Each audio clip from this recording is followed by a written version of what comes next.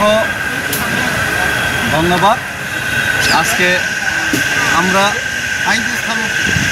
আগরতলা থেকে দিল্লি পর্যন্ত যে পেদল যাত্রা, এই পেদল যাত্রার অভিযানের অন্তিম দিন আজকে যন্তর মন্তরে আমাদের যে প্রদর্শনী, সেই প্রদর্শনীর মাধ্যমে আজকে সমাপ্তি ঘটবে এবং খুব শীঘ্রই আমাদের মহারাজা এবং আমাদের বিভিন্ন যারা এখানে পার্টির ব্যারিয়ার, পার্টির বাধা সেটাকে অতিক্রম করে যারা বিধায়করা আমার ছাড়াই যে বিধায়ক মন্ত্রীরা এখানে যোগদান দেওয়ার উদ্দেশ্যে এসেছেন, ওনারা আসবেন।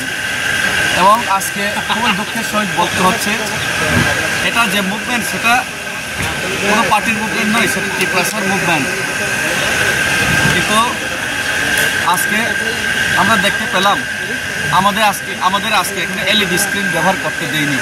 ত্রিপ্রাজ্যের মধ্যে ত্রিপ্রাসাদের যে বঞ্চনার সেটার যে এলইডি স্ক্রিন সেটা আজকে আমরা লাগিয়ে এখানে দেখানোর চেষ্টা করেছিলাম, কিন্তু এলইডি স্ক্রিনের প্রথমে পারমিশন ছিল, কিন্তু আমি মনে করি রাজ্য সরকারের আঙ্গুলি কিলুনিতে আজকে এখানে এলইডি স্ক্রিন ব্যবহার করতে দেয়নি। শুধু তাই নয়, আমাদের পেদল যাত্রা শেষ দিনে আমরা পেদল পায়ে হেঁটে এখানে যন্তর মন্তরে আসার জন্য সেটাও বাধা দেওয়া হয় প্রশাসনিকভাবে।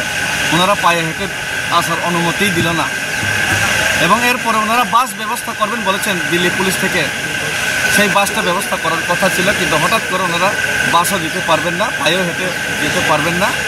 এইভাবে আমাদেরকে আজকে এখানে আমাদের সাথে আমাদের যে ডেমোক্রেটিক গণতান্ত্রিক আন্দোলন সেটার মধ্যেও বাধা দেওয়ার চেষ্টা হলো এবং সেটা আমি মনে করি 110% সেটা রাজ্য সরকারে যারা বসে আছে, যেই নেতারা ত্রিপ্রাসা বিরোধী, সেই ত্রিপ্রাসা বিরোধী মনোভাব নিয়ে যারা বসেছেন সেই নেতাদের আঙ্গুলি হিল নিতেই আজকে ত্রিপ্রাসাদের গণতান্ত্রিক মুভমেন্টে পর্যন্ত আজকে বাধা দেওয়া হলো।